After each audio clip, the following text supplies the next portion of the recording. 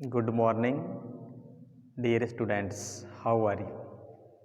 I hope same for you. देखिए, in the last video we discussed regarding chapter 13 a firefly in my room. But today in this class we shall discuss about tenses. How many tenses are there in English grammar? देखिए, मैंने कहा कि हम tense के बारे में पढ़ेंगे। देखिए, टेंस इसका मतलब होता है काल। टेंस का मतलब क्या होता है? काल। टेंस का मतलब होता है काल। देखिए, हम यूं कह सकते हैं, टेंस को हम यूं कह सकते हैं कि टेंस से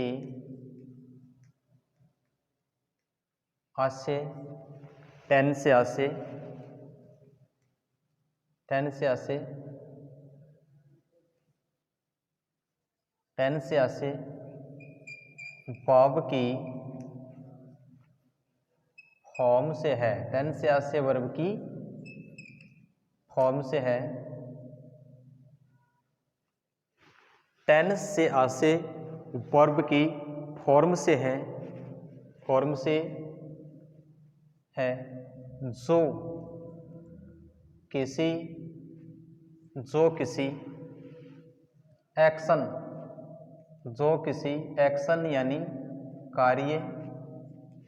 जो किसी एक्शन यानी कार्य या स्टेट यानी स्थिति के होने के काल present oblique past oblique future को इंगित करता है। देखिए, मैंने कहा टेंस, और टेंस यानी होता है काल। टेंस यानी क्या होता है? काल। और हम इसको यूं कह सकते हैं, इसको यूं कह सकते हैं कि टेंस से आसे वर्ब की फॉर्म से है।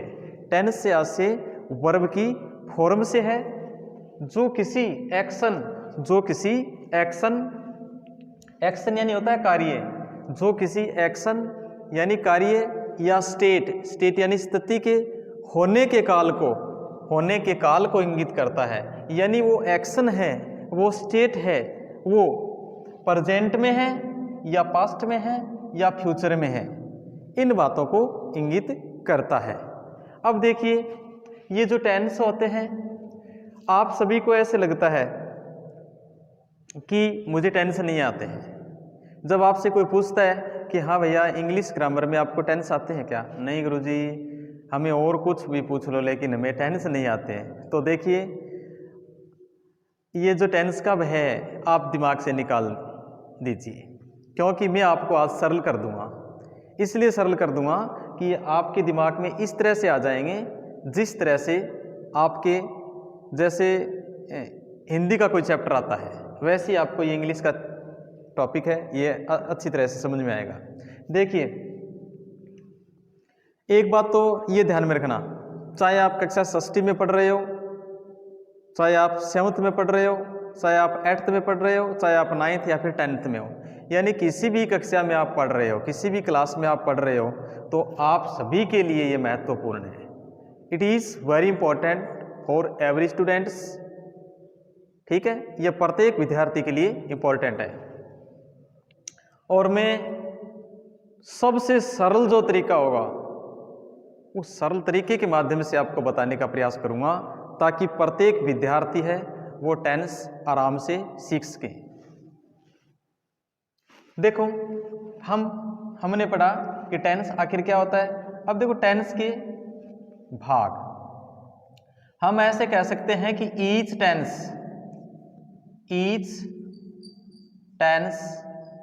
हैज 4 पार्ट्स, यानी प्रत्येक टेंस के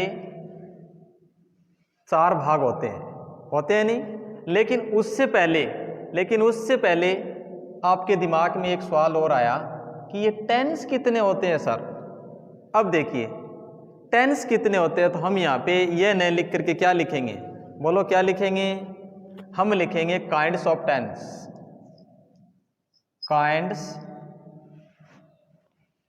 या फिर काइंड ऑफ टेंसेस, ठीक है। यानी टेंस के आखिर प्रकार कितने होते हैं। टेंस को 3 भागों में बांटा गया है। Tenses are divided into 3 parts, 3 भागों में बांटा गया है। देखो पहला जो टेंस होता है वो होता है प्रेजेंट टेंस। नंबर 2 पे जो टेंस आता है उसको कहा जाता है पास्ट टेंस, और नंबर 3 पे जो टेंस आता है उसे कहा जाता है फ्यूचर टेंस।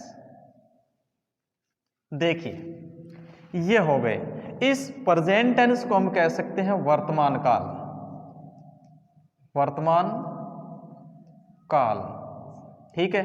और देखिए पास्ट टेंस को हम कह सकते हैं भूत काल, और फ्यूचर टेंस को हम कह सकते हैं भविष्य काल या भविष्यत काल।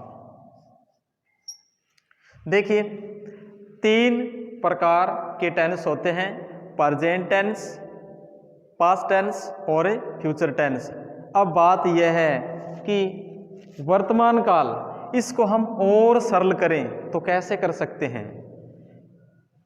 वर्तमान काल यानी जो समय अब चल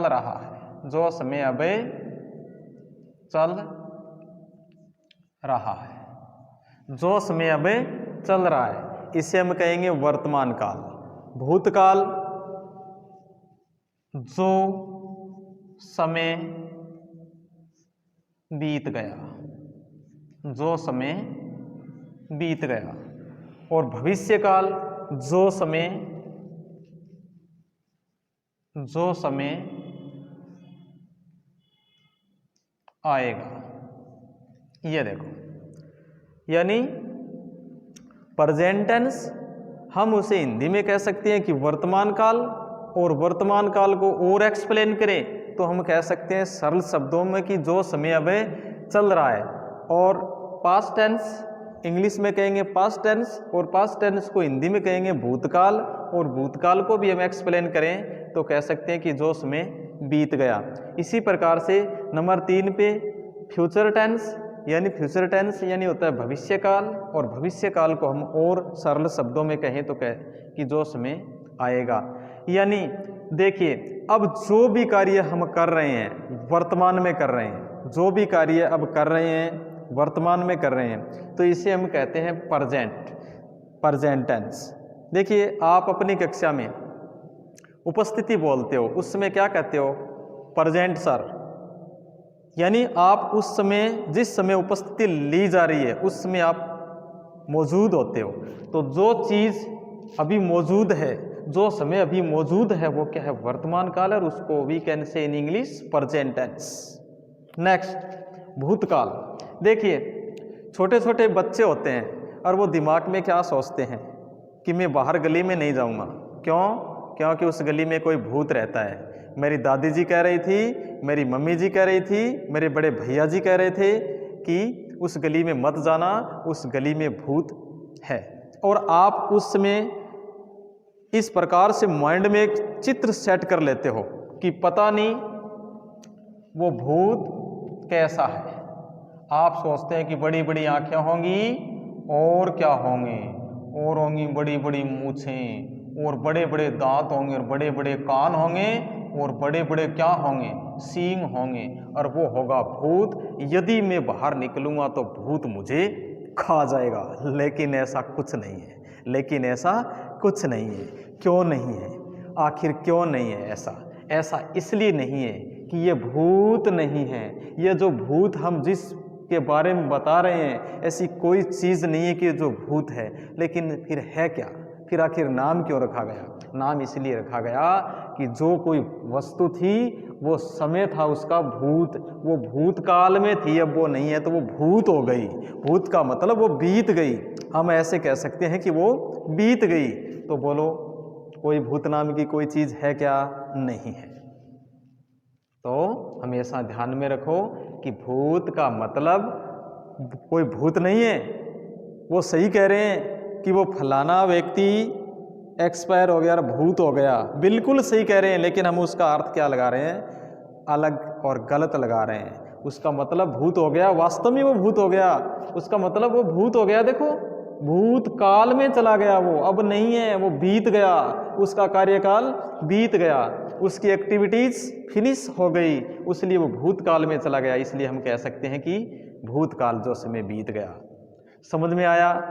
बिल्कुल। अच्छा, अब देखो आगे मैं बताऊं आपको। आगे देखिए, आगे मैंने कहा कि फ्यूचर टेंस यानी भविष्यकाल, यानी भविष्यकाल जो समय आएगा। हम यदि कोई काम करेंगे, हम जैसे हम ऐसे कहें कि मैं वो काम करूँगा, मेरी दादी जी वो काम करेगी, ठीक है, गुरुजी कल लेसन 14 पढ़ाएंगे। तो इस प्रकार से जो आगामी आने वाले दिनों में यदि कोई कार्य होने की बातचीत कर रहे हैं तो वो होता है फ्यूचर प्लान होता है, उसको फ्यूचर प्लान कह सकते हैं, यानी भविष्य की योजना। अब देखिए, अब मुझे ऐसा लग रहा है कि आपके समझ में आ गया कि आखिर टेंस क्या होता है, और टेंस को हमने यहाँ पे एक्सप्लेन कर दिया है कि टेंस से आज से क्या होता है, उसका अर्थ क्या होता है, तात्पर्य क्या होता है। उसके बाद हमने काइंड्स ऑफ टेंसेज पढ़ लिए, काइंड्स ऑफ टेंसेज पढ़ लिए कि टेंस कितने प्रकार के होते हैं, कितने इसके भाग होते हैं, यानी 3 टाइप्स है इसके, ठीक है, प्रेजेंट, पास्ट और फ्यूचर। अब देखिए इसके बाद मैंने जो यहाँ पे एक सेंटेंस लिखा, क्या लिखा था कि ईच टेंस। अब ये एक टेंस हो गया और ये भी एक टेंस हो गया, ये भी एक टेंस हो गया। अब देखो, अब मैंने कहा कि each tense has 4 parts. Each tense has 4 parts, कि प्रत्येक टेंस के 4 भाग होते हैं। प्रत्येक टेंस के कितने भाग होते हैं? 4 भाग होते हैं। और वो 4 भाग कौन कौन से होते हैं? देखो नंबर 1 पे हमने पढ़ा सिंपल, सिंपल या इंडेफिनिट, सिंपल या इंडेफिनिट, ठीक है। नंबर 2 पे हमने पढ़ा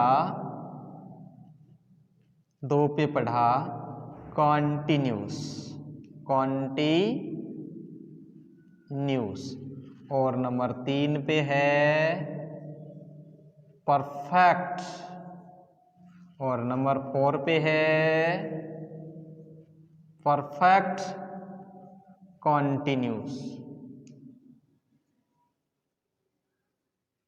देखिए, ईच टेंस हैज 4 पार्ट्स, यानी प्रत्येक टेंस के 4 भाग होते हैं, यानी सिंपल या indefinite, number 2 continuous, number 3 perfect और नंबर 4 परफेक्ट कॉन्टिन्यूस।